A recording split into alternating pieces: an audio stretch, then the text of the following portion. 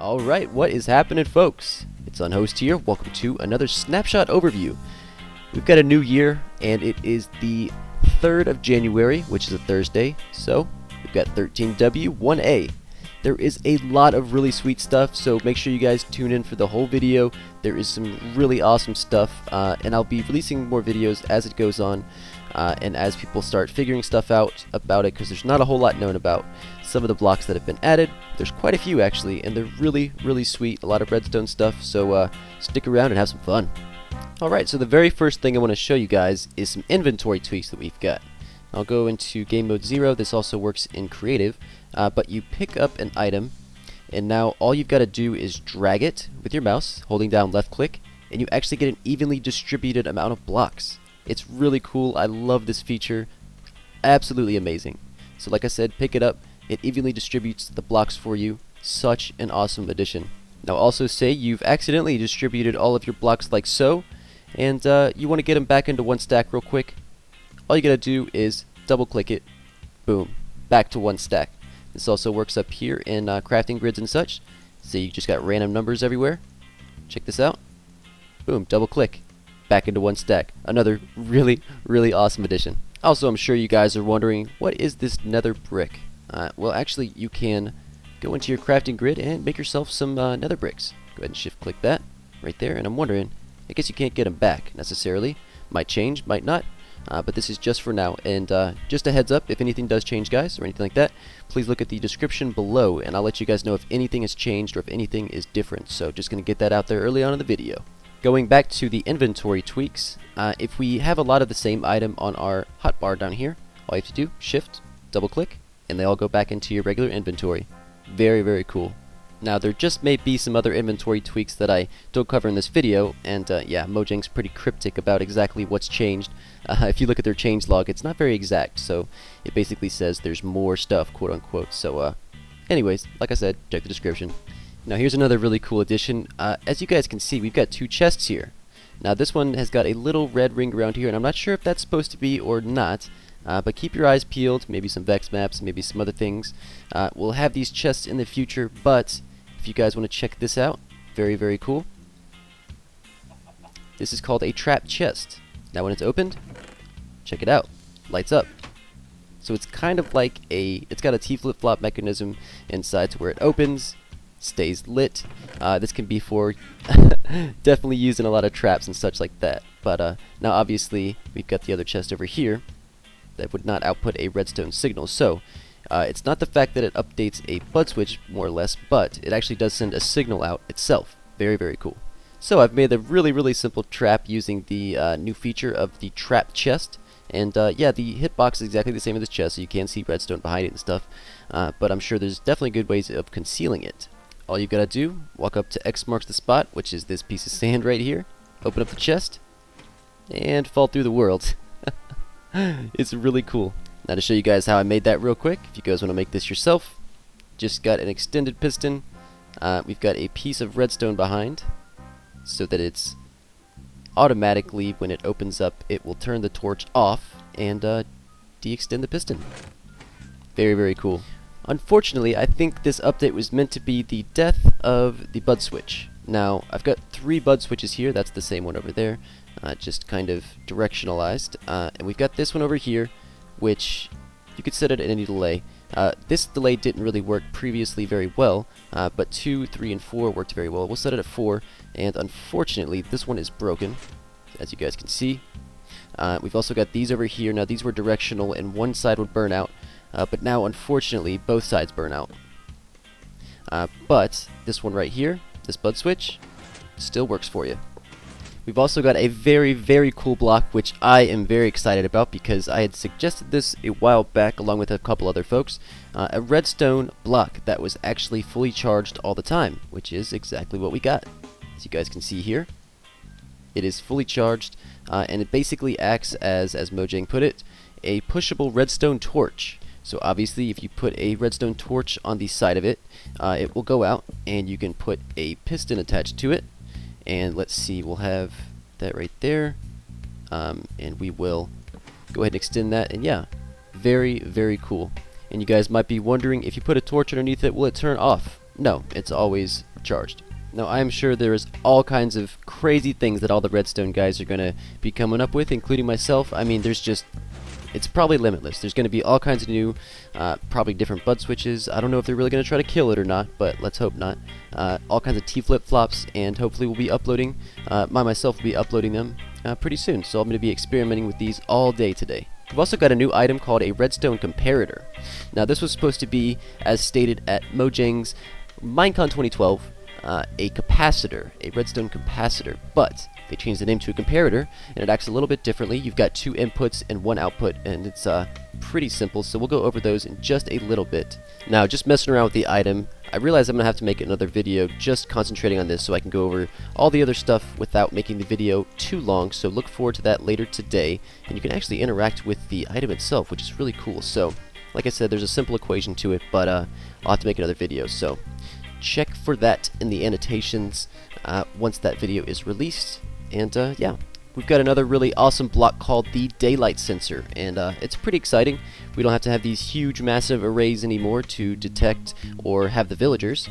Now, as you guys can see, if it's nighttime and a bat is flying by, stinking bat, it is off, so no redstone signals will be emitted.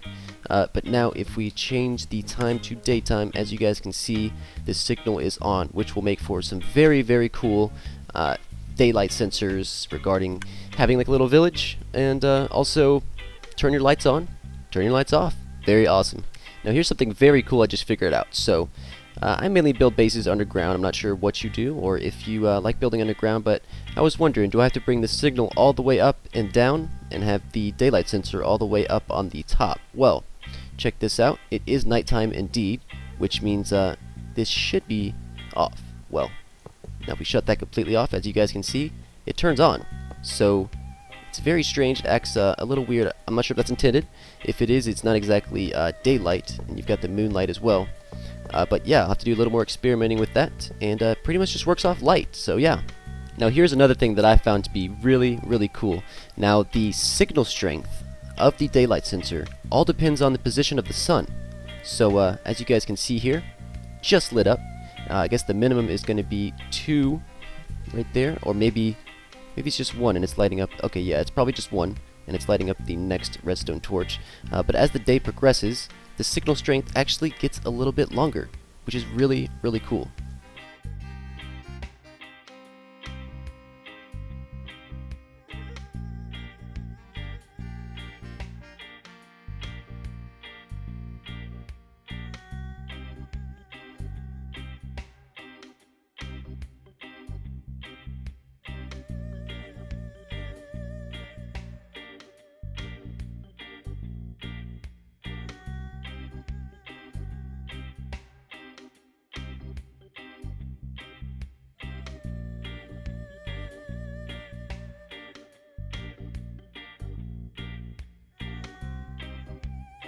Next up on the list, guys, we have a really cool block, which is the hopper. It's a work in progress block, but basically what it is it's very versatile.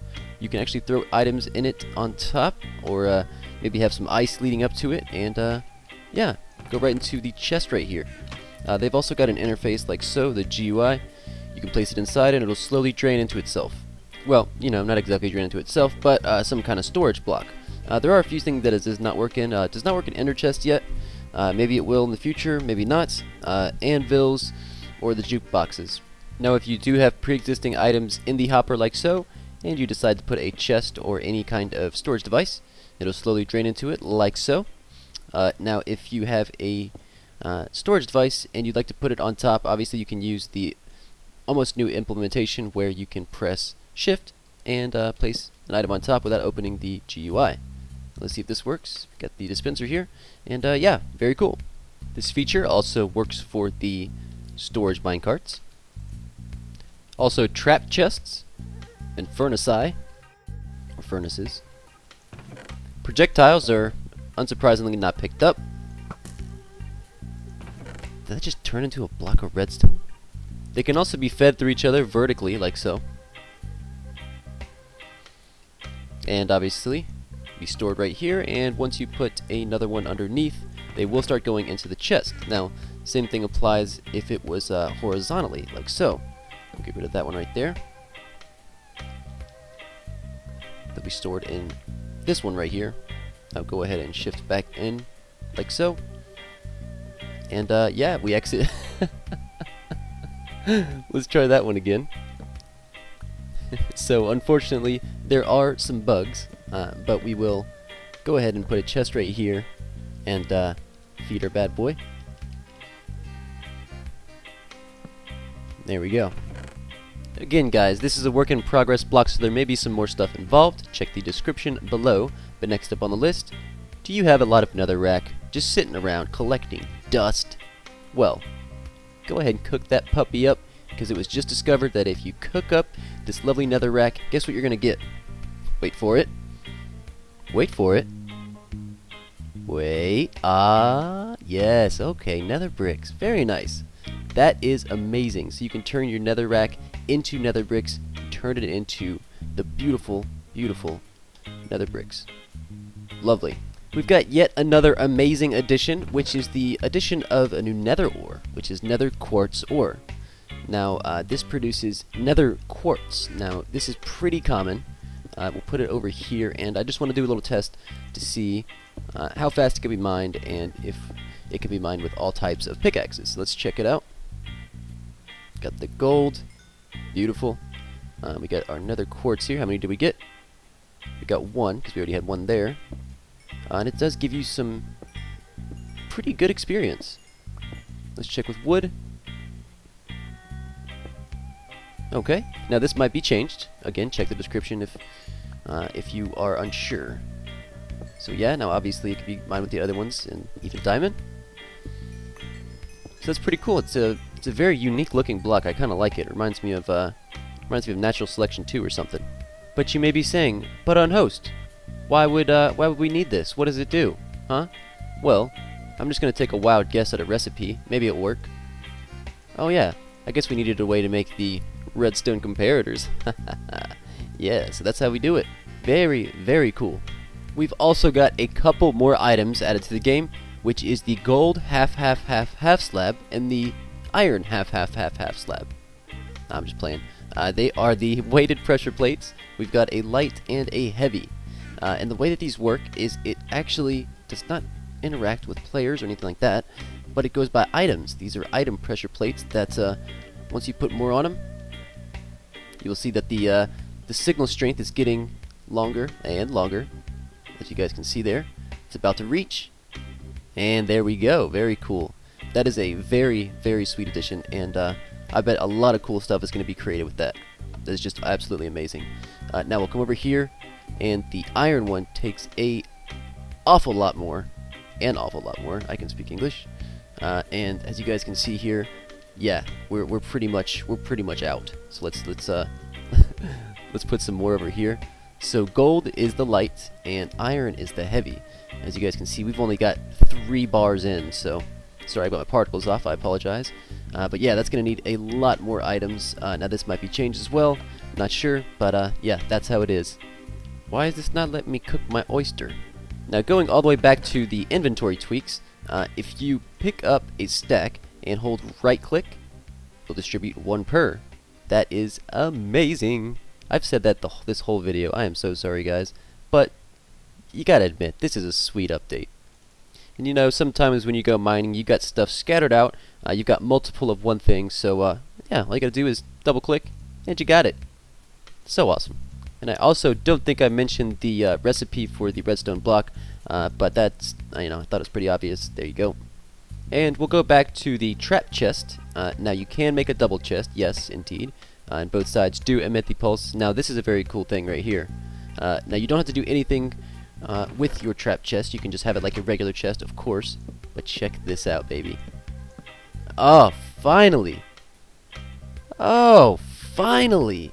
Yes! Yeah, I know I'm doing a lot of backtracking, but a lot of stuff is just now being figured out, which is really delaying my time to release this. I'm usually pretty quick with releasing these, but if you have a chest on top of an item hopper, you can actually feed it, and it will drop right back into here. So, or whatever you've got, or it'll store it in the item hopper itself. So it will pull stuff out from the bottom very sweet. Now going back to the gold and iron pressure plates over here, you guys can see that a full stack will give a full 15 signal strength. Now every stack that is put on to the iron pressure plate will give 2. So you will need, let's see, yeah, a lot. I can't count. Now if you guys want to know how to craft these bad boys, actually I don't even know. Let's find out. I'm going to take a wild stab at it though, and get some of these, over to my crafting table. There we go. Very nice. So ingots. Very cool. Now I was really hoping this was going to work. Say you've got item hoppers filled with raw pork chops hooked up to a single furnace.